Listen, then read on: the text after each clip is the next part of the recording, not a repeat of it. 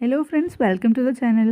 ഇന്ന് നമ്മൾ ഹാഫ് ഇഞ്ചിൻ്റെ പല കളേഴ്സിലുള്ള റിബൺസ് വെച്ചിട്ടാണ് ഒരു ഹെയർ ബാൻഡ് ചെയ്യാൻ പോകുന്നത്. വളരെ സിമ്പിളാണ്, എല്ലാവർക്കും ചെയ്യാൻ പറ്റുന്നതാണ്. അതിന് വേണ്ടിയിട്ട് ഞാൻ ആദ്യം തന്നെ ഇവിടെ ഒരു പീസ് ഫെൽ ഷീറ്റ് എടുത്തിട്ടുണ്ട്. ഫെൽ ഷീറ്റോ ക്യാൻവാസോ എന്ത് വേണമെങ്കിലും നിങ്ങൾക്ക് എടുക്കാം. ഹാഫ് ഇഞ്ച് വെട്ടും 10 സെൻറ്റിമീറ്റർ ലെങ്ത്തും ഉള്ളതാണ് കേട്ടോ എടുത്തിരിക്കുന്നത്.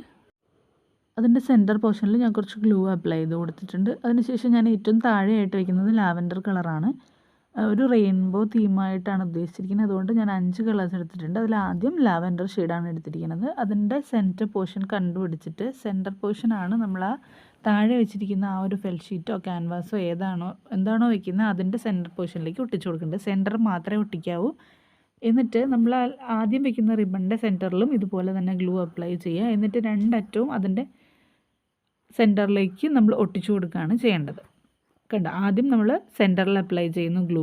അതിനുശേഷം ഒരു സൈഡിൽ നിന്ന് അതിലേക്ക് ഒരു സൈഡ് മടക്കി നമ്മൾ ആ സെൻറ്ററിലേക്ക് ഒട്ടിക്കുക. അതിനുശേഷം വീണ്ടും ഗ്ലൂ അപ്ലൈ ചെയ്യുന്നു. വീണ്ടും നമ്മൾ അപ്പുറത്തെ സൈഡും കൂടെ എടുത്ത് സെൻറ്ററിലേക്ക് ഒട്ടിച്ചു കൊടുക്കുകയാണ് ചെയ്യുന്നത്. ഞാൻ ഗ്ലൂ ഗണ്ണാണ് യൂസ് ചെയ്തിരിക്കുന്നത്. ഗ്ലൂ ഗണ്ണ് തന്നെ വേണമെന്നൊന്നുമില്ല, നമുക്ക് ഏത് ഗം വേണമെങ്കിലും യൂസ് ചെയ്യാവുന്നതാണ്. 7000 6000 അതോ പിന്നെ ഫെവി ബോണ്ടോ ഏതായാലും പ്രശ്നമൊന്നുമില്ല കേട്ടോ, ഇളകി പോരത്തൊന്നുമില്ല.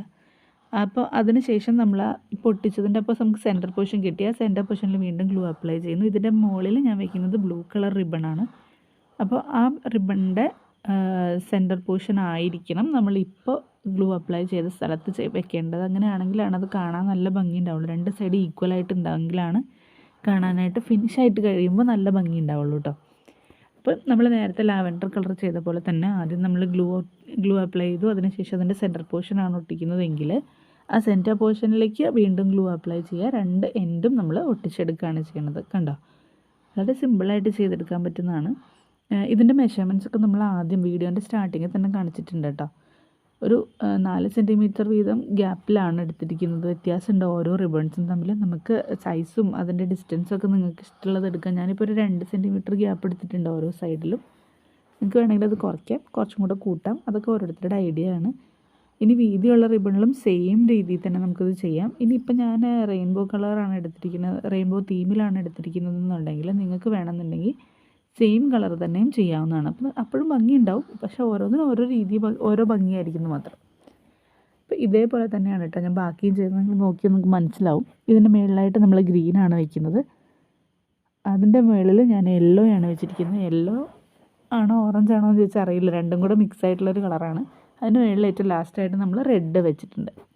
ഫിനിഷ് ചെയ്ത് കഴിയുമ്പോൾ ഇങ്ങനെയാണ് ഉണ്ടാവുക. അതിന് ശേഷം നമ്മൾ ഓരോ ലെയറും ഒന്ന് പതുക്കെ പൊക്കിയിട്ട് അതിൻ്റെ ജോയിൻറ്റിൻ്റെ അടുത്തായിട്ട് തന്നെ ഒന്ന് ചെറുതായിട്ടൊന്ന് ഗ്ലൂ അപ്ലൈ ചെയ്തിട്ട് അതൊന്ന് സ്റ്റിക്ക് ചെയ്ത് കൊടുക്കുക കേട്ടോ. അതായത് നമ്മൾ ഫിനിഷ് ചെയ്ത് കഴിയുമ്പോൾ അതിങ്ങനെ ഇളകി പോരാതിരിക്കാൻ വേണ്ടിയിട്ടാണ്. അത് നന്നായിട്ട് ആ ഒരു അറ്റത്തേക്ക് തന്നെ ചെയ്യണം. അതായത് നമ്മൾ ആ സെൻറ്റർ പോർഷനിൽ ജോയിൻ ചെയ്തതിൻ്റെ അറ്റത്തേക്ക് ചേർത്ത് തന്നെ വേണം ഗ്ലൂ അപ്ലൈ ചെയ്തിട്ട് ഒന്ന് പ്രസ് ചെയ്ത് കൊടുത്താൽ മതി. അപ്പോൾ തന്നെ ശരിയായിട്ടുണ്ടാവും. അല്ലാന്നുണ്ടെങ്കിൽ അത് ചിലപ്പോൾ അങ്ങോട്ടും ഇങ്ങോട്ടൊക്കെ തെന്നിപ്പോവാൻ അതിൻ്റെ ആ ഒരു ഷേപ്പൊക്കെ മാറി വരാനുള്ള സാധ്യതയുണ്ട്. അതുകൊണ്ടാണ്.